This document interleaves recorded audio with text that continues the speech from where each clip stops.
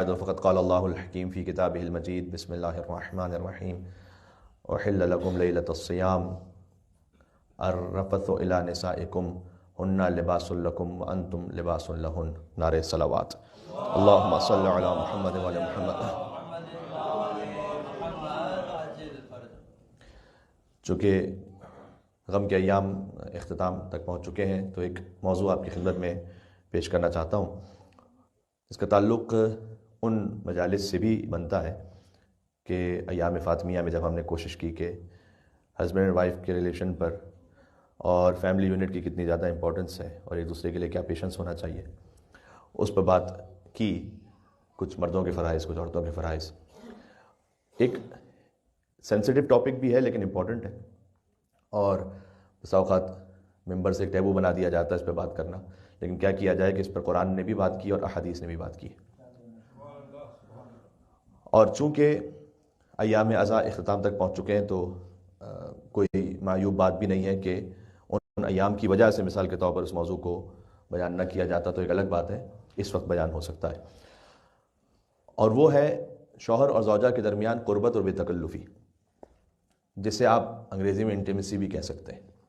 اسے قرآن نے بھی بیان کیا ہے، احادیث نے بھی بیان کیا ہے.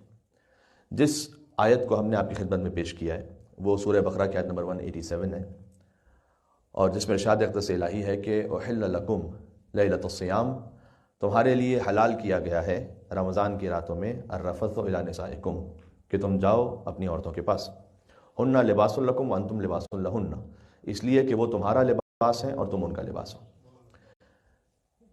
آسمان سے نیچے، زمین سے اوپر، اس روئے زمین پر ہسبینڈ اور وائف کے ریلیشن کو بیان کرنے کے لیے اس سے بہتر تعبیر ممکن نہیں تھی کہ جو اللہ سبحانہ و تعالیٰ نے قرآن میں بیان کر دی ہے کہ وہ تمہارے لیے لباس ہیں اور تم ان کے لیے لباس ہو. اس ایک لباس کی تعبیر میں سینکڑوں نکات ہیں کہ جو پوشیدہ ہیں. سب سے پہلی بات تو یہ ہے کہ لباس ہمارے لیے زینت کا باعث ہے. تو خود بخود شوہر اور زوجہ ایک دوسرے کے لیے زینت کے باعث ہے. جسے اللہ سبحانہ و تعالیٰ نے سورہ روم میں بیان بھی فرمایا ہے کہ وَمِنْ آیَاتِهِ أَنْ خَلَقَ لَكُم مِّنْ أَنفُسِكُمْ أَزْوَاجًا لِتَسْكُنُوا إِلَيْهَا وَجَعَلَ بَيْنَكُمْ مَوَدَّةً وَرَحْمَةً. یہ اللہ کی نشانیوں میں سے ہے کہ اس نے تمہارے درمیان جوڑوں کو خلق کیا ہے. لِتَسْكُنُوا إِلَيْهَا، تاکہ تم سکون حاصل کرو. اللہ کی نشانی فقط سورج اور چاند کو خلق کر لینا نہیں ہے، اللہ کی نشانی فقط اس نظام کائنات کو خلق کر لینا نہیں ہے. اللہ کی ایک نشانی یہ بھی ہے کہ اس نے تمہارے لیے جوڑوں کو خلق کیا ہے. لِتَسْكُنُوا إِلَيْهَا، تاکہ تم سکون حاصل کرو. وَجَعَلَ بَيْنَكُمْ مَوَدَّةً وَرَحْمَةً، یہ اللہ کی نشانیوں میں سے کہ اس نے تمہارے درمیان مودت اور رحمت کو قرار دیا ہے. یہ وہی کیفیت ہے کہ تمہاری بیویاں تمہارے لیے لباس ہیں اور تم ان کے لیے لباس ہو. تو لباس زینت بھی فراہم کرتا ہے، لباس گرمی اور سردی سے محفوظ رکھتا ہے. آپ اسی تناسب سے اس لباس کو اختیار کرتے ہیں اور پہنتے ہیں. اچھا، گرمی میں لباس تھن پہنیں گے آپ، سردی میں لباس تھوڑا سا زیادہ ہیوی پہنیں گے. اس کا مطلب اس میں خود بخود ایک بات پوشیدہ ہے کہ اگر کبھی مرد غصے میں ہے تو خاتون لطیف ہو جائیں اور معاملے کو سنبھال لیں، اور کبھی خاتون ڈپریشن میں ہے یا غصے میں ہے یا کسی اور وجہ سے پریشان ہے تو مرد ذمہ داری کا مظاہرہ کرے اور اس تناسب سے اس کیفیت کو سنبھال لے. اس لیے کہ لباس آپ کے ماحول کے اعتبار سے متناسب ہوتا ہے، تو اس رشتے کے اعتبار سے بھی آپ کو اس وقت خیال رکھنا پڑتا ہے اور اس تناسب سے آپ کو ریئیکٹ کرنا پڑتا ہے. ایک مل کے صلوات بھیجیں محمد وعلی محمد علیہ السلام پر. اللہم صلی علی محمد وعلی محمد. لباس کا ایک بہت اہم کام ہے عیوب کو چھپا دینا. ہو سکتا ہے کسی کے جسم پہ کوئی عیب ہے، کوئی داغ ہے، کوئی اور بات ہے، لیکن لباس سے وہ چھپ جاتا ہے. تو اس تعبیر کا ایک بہت اہم مقصد یہ ہے کہ شوہر زوجہ کے عیوب کو چھپانے والا ہو اور زوجہ شوہر کے عیوب کو چھپانے والی ہو. وہ تمہارے لیے لباس ہے، تم ان کے لیے لباس ہو. جو معاملات ہیں، میں نے عرض کیا تھا کہ سب سے بہتر تو یہی ہے کہ دونوں آپس میں خود ہی بغیر کسی اور کو شامل کیے ہوئے حل کر لیں. اور اگر اس سے بات نہیں بن پا رہی اور بات کافی حد تک آگے بڑھ کر مثلا اللہ نہ کرے کسی بڑے جھگڑے پر یا تلخی پر پہنچ چکی ہے، تو قرآن نے حکم دیا کہ حکم من اہلہ و حکم من اہلہا، کہ ایک آربیٹریٹر جو ہے وہ آپ کی جانب سے ہو جائے، مردوں کی جانب سے، اور ایک خواتین کی جانب سے، اور آپس میں ایک دوسرے کے ساتھ معاملات کو سلجھائیں، لیکن عیب چھپائیں، ایک دوسرے کی حفاظت کریں. جو ایک سب سے بڑا معاملہ مشکل یہ ہو جاتی ہے کہ جہاں کہیں ذرا سی کوئی تلخی ہوئی تو سب سے پہلے تقویٰ کا دامن ہم چھوڑتے ہیں اور اپنے دوستوں کو بیان کرنا شروع کیا، اپنی کزنس کو بیان کرنا شروع کیا، کمیونٹی میں اور لوگوں سے بات کرنا شروع کی، اور چاہتے یہ ہیں کہ اگر معاملہ اللہ نہ کرے بہت زیادہ تلخی تک بڑھ چکا ہے تو جب تک ایک دوسرے کو مکمل طور پر ذلیل نہ کر دیں اور ساتھ میں 100% مزید مرچ مسالہ نہ لگا لیں اس وقت تک دل کو سکون نہیں ملتا. تو ہن لباس لکم وانتم لباس لہن.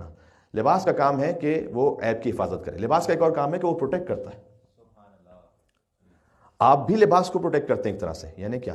یعنی اگر فرض کیجیے لباس پہ کوئی داغ لگ جائے تو آپ فوراً اسے دھوتے ہیں, اسے رہنے نہیں دیتے اس طرح سے, چونکہ آپ لباس کی حفاظت کرتے ہیں, لباس آپ کی حفاظت کرتا ہے. اسی طرح سے لباس ہمارے لیے عرض کیا کہ زینت کا باعث بھی ہے, اور یہ وہ تعبیر ہے کہ جس میں ہسبینڈ اینڈ وائف کا آپس کا جو ریلیشن ہے اسے کمپلیٹ طریقے سے اللہ سبحانہ و تعالیٰ نے بیان کیا ہے. میں ایک بات اس پہ احادیث کی روشنی میں پیش کرنا چاہوں گا, وہ یہ کہ حضرت عثمان ابن مظعون ان کی زوجہ آئیں رسول اللہ سے شکایت کرنے کے لیے. حضرت عثمان ابن مظعون حضور کے افضل صحابیوں میں سے, یعنی حضرت عثمان ابن مظعون سے مولا علی کی محبت ایسی تھی کہ مولا علی نے اپنے ایک فرزند کا نام ان کے نام پر عثمان رکھا. تو ان کی زوجہ آئیں حضور مکرم سے بات کرنے اور کہا کہ مجھے شکایت ہے اپنے ہسبینڈ کے لیے آپ سے, میں آپ کی خدمت میں پیش کرنا چاہتی ہوں. اور وہ شکایت یہ ہے کہ ان عثمان یصوم النہار و یقوم اللیل. عثمان دن بھر روزہ رکھتے ہیں, رات بھر عبادت کرتے ہیں. اب کیا بات ہے, اس زمانے میں بیویوں کو کیا شکایت ہوتی تھی مردوں سے, اور آج کس قسم کی شکایتیں ہوتی ہیں کہ اگر کچھ پڑھ لیں تو بڑی ان کی مہربانی ہوگی, کوئی نماز پڑھ لیں, کوئی عبادت کر لیں کچھ. لیکن اس وقت زمانے میں شکایت یہ تھی کہ یہ دن بھر روزہ رکھتے ہیں, رات بھر عبادت کرتے ہیں. تو میں اس سلسلے میں آپ سے شکایت کرنے آئی ہوں. دیکھیں ایک بات کیا ہے, میں نے عرض کیا کہ حضرت عثمان ابن مظعون اگر آپ مجموعی طور پر انہیں دیکھیں تو برے انسان کا نام نہیں ہے, اچھے ہیں. لیکن اس کا مطلب یہ ہے کہ ایک انسان جو اچھا ہے, فطرت میں بہتر ہے, ہو سکتا ہے اس کا بھی اپنی زوجہ سے کسی قسم کا کوئی ایسا اختلاف ہو جائے. ضروری نہیں ہے کہ ہمیشہ وہ شر ہی پر ہوگا, کبھی لا علمی کی وجہ سے, کبھی بے توجہی کی وجہ سے ہو سکتا ہے ایسا.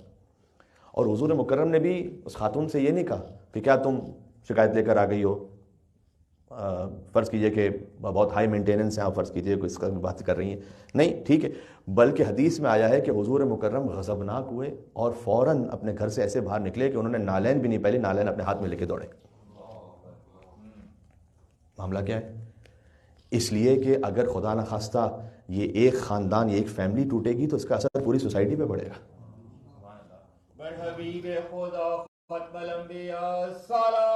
اللہم صلی علی محمد وعلی محمد. تو حضور مکرم یہ چاہتے ہیں کہ ایک خانوادہ بھی نہ ٹوٹے, اس لیے فوراً دوڑے. اور غضب کے عالم میں, وہ غزن لکھا ہے روایت میں, اپنے ہاتھ میں انہوں نے اپنی نالین اٹھائی ہوئی تھی اور دوڑے اور عثمان کے گھر پہنچے. جیسے عثمان کے گھر پہنچے فوجد وہ یصلی, وہ نماز پڑھ رہے تھے اس وقت. تو حضور نے انتظار کیا. اب ظاہر ہے کہ عثمان ابن مظعون اپنے دل میں سوچ رہے ہیں کہ حضور مکرم میرے گھر میں آئے تو اللہ خیر کرے, یعنی یہ کہ ڈانٹنے کے لیے مجاہد غضبناک ہونے کے لائے, بہرحال صحابی رسول ہیں. تو جیسے انہوں نے نماز ختم کی تو حضور نے کہا کہ عثمان تمہاری یہ شکایت آئی ہے کہ تم دن بھر روزانہ روزہ رکھتے ہو اور رات بھر عبادت میں لگے رہتے ہو. اسلام رہبانیت کے لیے نہیں آیا تھا, یہ حضور نے فرمایا. تم رہبانیت اختیار نہیں کر سکتے ہو. پھر حضور نے فرمایا کہ اسلام دین حنیف ہے, یعنی پریکٹیکل ریلیجن ہے, صداقت کا دین ہے. حضور نے فرمایا انا اصوم و اصلی, میں بھی نماز پڑھتا ہوں, میں بھی روزہ رکھتا ہوں. وانا المس اہلی, لیکن میں اپنی زوجہ کے ساتھ بھی وقت گزارتا ہوں. حضور مکرم نے اسے نصیحت کی کہ میں روزہ رکھتا ہوں, میں نماز پڑھتا ہوں, اور میں اپنی زوجہ کے ساتھ بھی وقت گزارتا ہوں. تو یہ معاملہ اتنا حضور مکرم کے نزدیک اہم تھا کہ حضور باقاعدہ غضبناک ہو کر نکلے اور حضور نے نصیحت فرمائی عثمان ابن مظعون کو. ایک روایت اور عرض کرتا ہوں, ملا یعزل الفقی سے پیش کر رہا ہوں کہ ایک صحابی کو حضور نے دیکھا, پوچھا اصبحت صائما, کیا آج روزہ رکھا ہے؟ اس نے کہا نہیں یا رسول اللہ نہیں رکھا. کہا کسی مسکین کو کھانا کھلایا آج؟ کہا یا رسول اللہ نہیں کھلایا. کہا کسی مریض کی عیادت پر گئے ہو؟ کہا یا رسول اللہ آج کسی مریض کی عیادت پہ بھی نہیں جا سکا. کہا اچھا کسی جنازے میں آج شرکت کی ہے؟ کہا یا رسول اللہ یہ بھی نہیں کر سکا. حضور نے فرمایا فرجع الی اہلک فاصبہ, اچھا جب یہ تم ساری نیکیاں نہیں کر سکے تو جاؤ اپنی زوجہ کے پاس اور کچھ اچھا وقت گزارو ان کے ساتھ.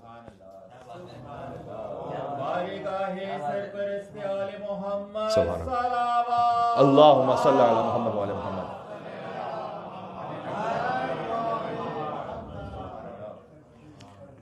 دیکھیں جس طرح سے روزہ رکھنا روحانیت اور معنویت میں اضافہ کرتا ہے انسان کی، جیسے مسکین کو کھانا کھلانا، جیسے مریض کی عیادت کرنا، جیسے جنازے میں شرکت کرنا، حضور نے اس ردیف میں قرار دیا کہ جاؤ اپنی زوجہ کے پاس اور ایک اچھا وقت گزارو۔ یہ بھی آپ کو بہت لطافت ملے گی احادیث میں اور خود قرآن کی آیت میں، کہ جب کہیں انٹیمیسی پہ قرآن نے بات کی ہے اور احادیث میں بھی بات کی گئی تو بات بھی پہنچائی ہے لیکن ان الفاظ کے ساتھ کہ جس میں حیا کا خیال بھی رکھا جائے۔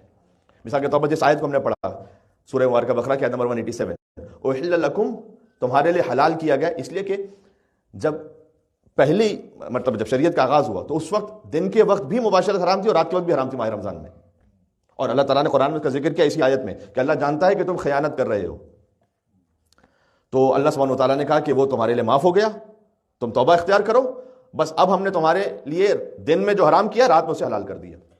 احل لکم، تمہارے لیے حلال کیا گیا کہ تم لیلۃ الصیام، رمضان کی راتوں میں، الرفث الی نسائکم، یہ رفث کا جو لفظ ہے نا، جب تعلق سے پہلے شوہر اور زوجہ کلام کریں جو، اس کو رفث کہتے ہیں عربی میں، اس طرح سے تعبیر کیا گیا اسے، ٹھیک ہے۔ اس پیرائے میں قرآن نے بات کی، پھر کہا ہن لباس لکم، وہ تمہارے لیے لباس ہیں اور تم ان کے لیے لباس ہو۔ اچھا کتنا بیلنس دین ہے، جس اسی آیت میں آگے پھر روزے کے بارے میں بیان کیا کہ کب تک تمہیں مکمل اتم الصیام الی اللیل، رات تک روزہ تمام، جس آیت میں روزے کے احکام کو بیان کیا گیا ہے اسی آیت میں رات کے وقت ہسبینڈ اینڈ وائف کی انٹیمیسی کو بھی بیان کیا گیا ہے اسی آیت میں۔ اور یہ دین اتنا فطری ہے، کوئی ایسی چیز کہ جو اللہ تعالیٰ سبحانہ وتعالیٰ نے فطرت میں رکھی ہوئی ہے اس کے لیے کمپلیٹ حرام نہیں کر سکتا دین۔ لہذا ہمیشہ شریعت کا معاملہ یہ ہے کہ اگر ایک شے حرام ہے تو اس کا سبسٹیٹیوٹ حلال فراہم کیا گیا، دن میں حرام ہے رات میں حلال ہے، بات واضح۔ تو حضور مکرم نے فرمایا کہ تم نے کوئی آج روزہ نہیں رکھا، کسی مسکین کی مدد نہیں کی، جاؤ اپنی زوجہ کے پاس اچھا وقت گزارو۔ سبحان اللہ۔ اب میں ایک بات اور عرض کرتا ہوں کہ فقط ابراہیمک ٹریڈیشنز میں اسلام وہ ہے جس نے حتیٰ عورت کے لیے بھی اس انٹیمیسی کا خیال رکھا ہے، ورنہ ہمیشہ یہ میل ڈومینیٹنگ ایک تصور ہے۔ بلکہ امام کی حدیث ہے، ائمہ علیہ السلام ایسے امور پر بھی احادیث کو بیان فرماتے تھے۔ امام کی حدیث ہے کہ فضلت المرأة علی الرجل ب99 من اللذہ، جہاں پلیجر اور لذت کی بات ہے تو ایک خاتون مرد سے 99 درجے زیادہ فضیلت رکھتی ہے، یہ امام اسلام نے حدیث میں بیان فرمایا۔ اچھا یوزولی تو بڑا برعکس محسوس ہوتا ہے کہ ایک مرد ہے اسے زیادہ مثلا بےتابی ہے، اسے زیادہ اس بات کا اظہار ہے اس کے اپنے ایکشن سے، تو پھر خاتون میں جب امام علیہ السلام یہ فرما رہے ہیں کہ 99 درجے اس بات کو زیادہ رکھا گیا تو پھر اس انداز سے اظہار کیوں نہیں؟ اس کی وجہ کیا ہے؟ امام اسلام نے خود آگے وجہ بیان فرمائی، وَلَٰكِنَّ اللَّهَ أَلْقَىٰ عَلَيْهَا الْحَيَاءَ، لیکن اللہ سبحانہ وتعالیٰ نے اس پر حیا کا پردہ چڑھا کے رکھا ہوا ہے۔ سبحان اللہ، وہ با حیا ہوتی ہے، سبحان اللہ۔ اللہم صلی علی محمد وعلی محمد۔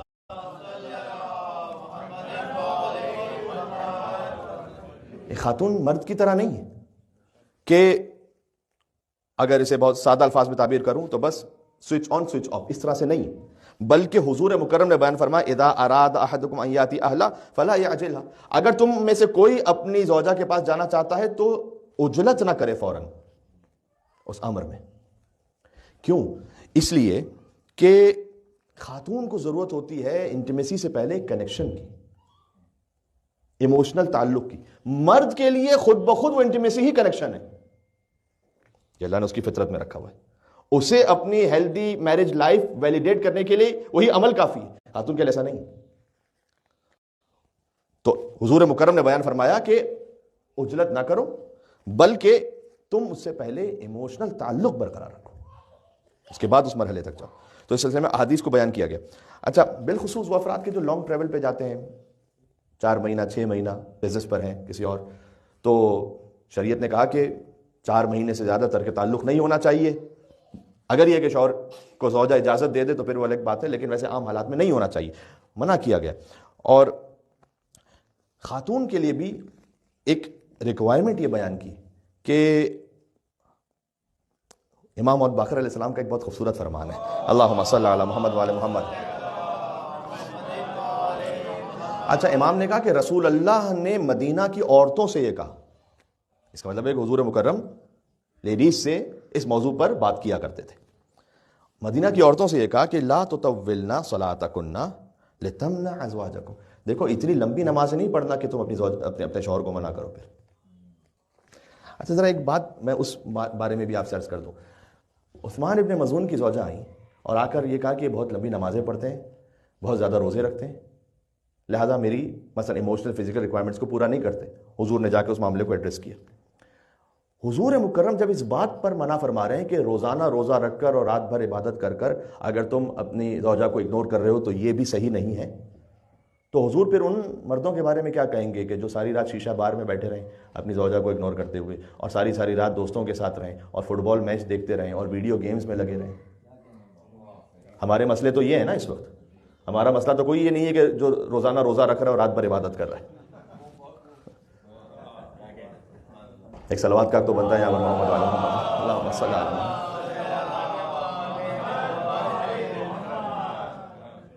ہم میں سے کوئی ایسا متقی نہیں جسے تقویٰ کا اوور ڈوز ہو گیا ہو. تو ہم واجبات پورا کر لیں تو بڑی بات ہے. تو ہمارا معاملہ تو یہ ہے کہ ہم دوستوں میں گپ شپ لگا رہے ہیں. ہم جیسے میں نے عرض کیا کوئی نیٹ فلکس سیریز پر ہیں, شیشہ بار میں, ریسٹورنٹ میں ہیں, پوری رات کہیں کسی اور کے ساتھ گپ شپ لگا رہے ہیں اور زوجہ کو اگنور کر رہے ہیں. حضور مکرم نے اس پر اتنے غضبناک ہوئے کہ نالین ہاتھ میں لے کے دوڑے. تو ہم اور آپ میں سے اگر کوئی اسے کیا کہیں گے؟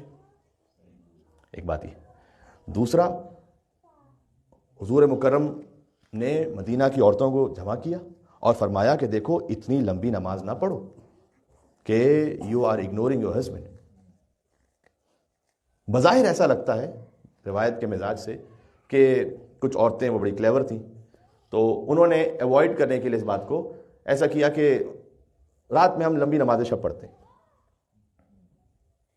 تو حضور مکرم نے جب نماز شب سے منع فرمایا, یا اللہ, کہ تم اپنے شوہر کو نظر انداز کر کے مستحب نمازوں کی طرف بھی نہ جاؤ, مختصر رکھو نماز. تو باقی ہماری سہیلیوں سے گپ شپ ہے, ہمارے وہاں جانا ہے تو ہمیں اس پارٹی میں جانا ہے, وہ بٹ اس کی کیا حیثیت رہ جاتی؟ سب سے پہلے امپورٹنس اس بات کی اسے دیجیے. بات ہے. تو یہ دو طرفہ معاملہ, دونوں طرف سے احادیث میں بیان کیا گیا اسے. ٹھیک ہے.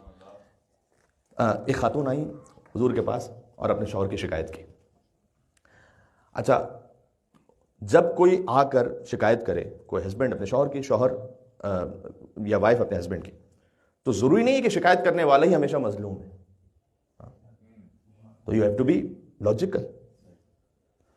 تو حضور مکرم نے اس سے کہا جب اس نے شکایت کی کہ میرے ہسبینڈ مجھ پہ توجہ نہیں دیتے, فرمایا لعلک من المصوفات, کیا تم ڈیلے کرنے والوں میں سے تو نہیں ہو؟ اس کا ترجمہ ہے کتاب الکافی جلد نمبر 5. اس نے کہا مل مصوفات, ڈیلے کرنے کا کیا مطلب ہے؟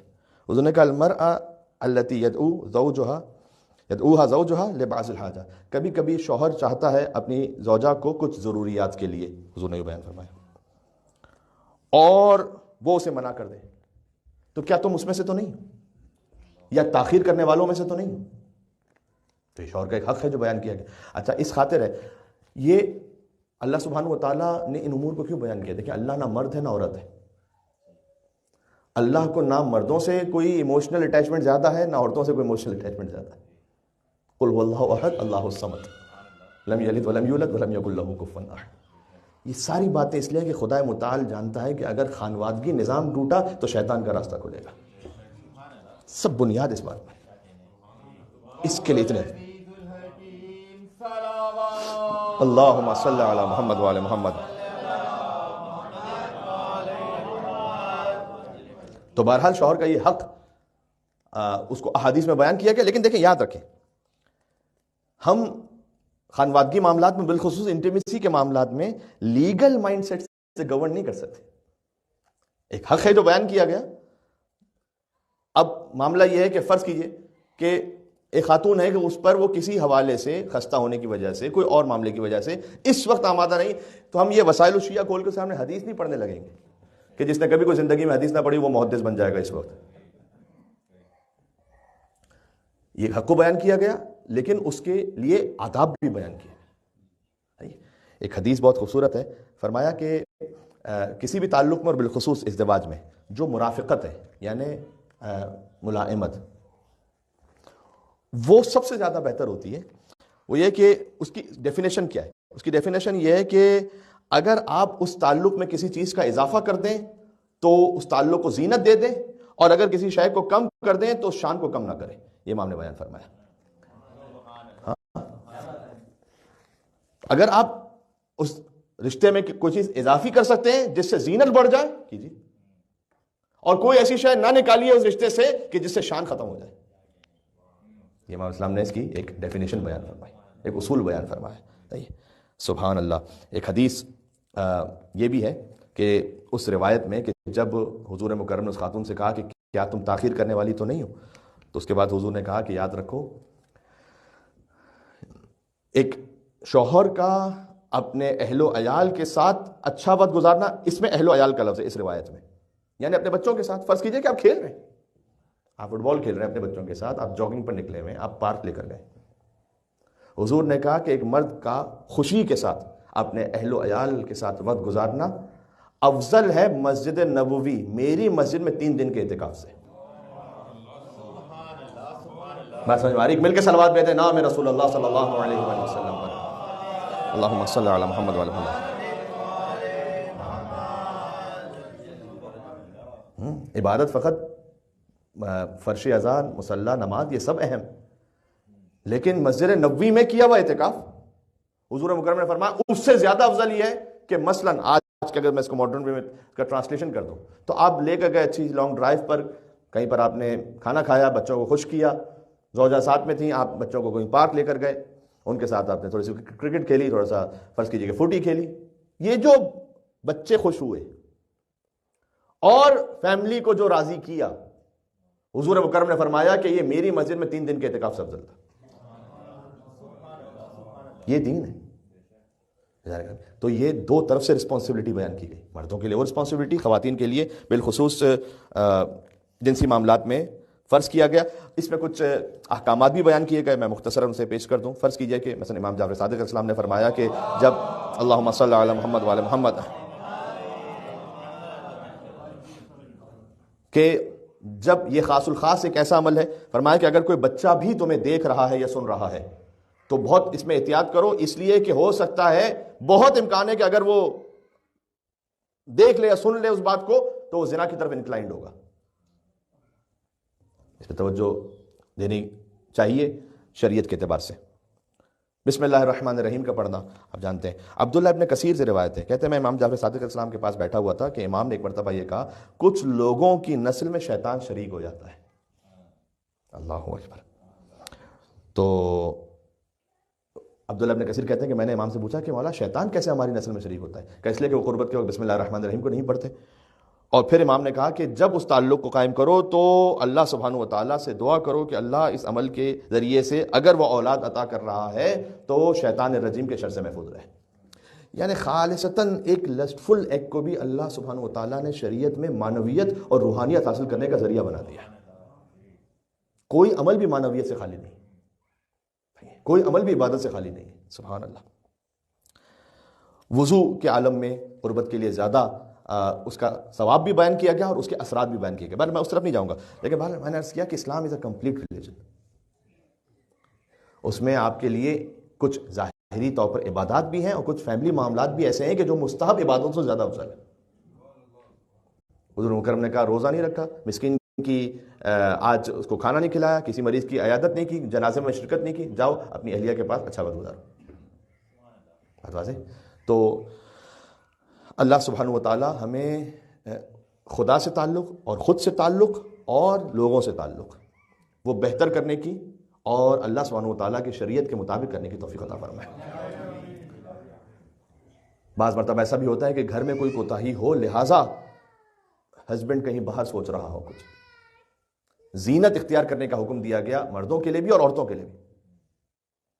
بعض اوقات مرد یہ سمجھتے ہیں کہ نہیں فقط یہ خواتین کے لیے حکم ہے کہ وہ زینت اختیار کریں. نہیں، مرد کے لیے بھی حکم ہے. آپ کا ہیئر کٹ مناسب ہونا چاہیے، آپ پریزنٹیبل ہونے چاہیے. اس کے لیے اجر و ثواب بیان کیا گیا.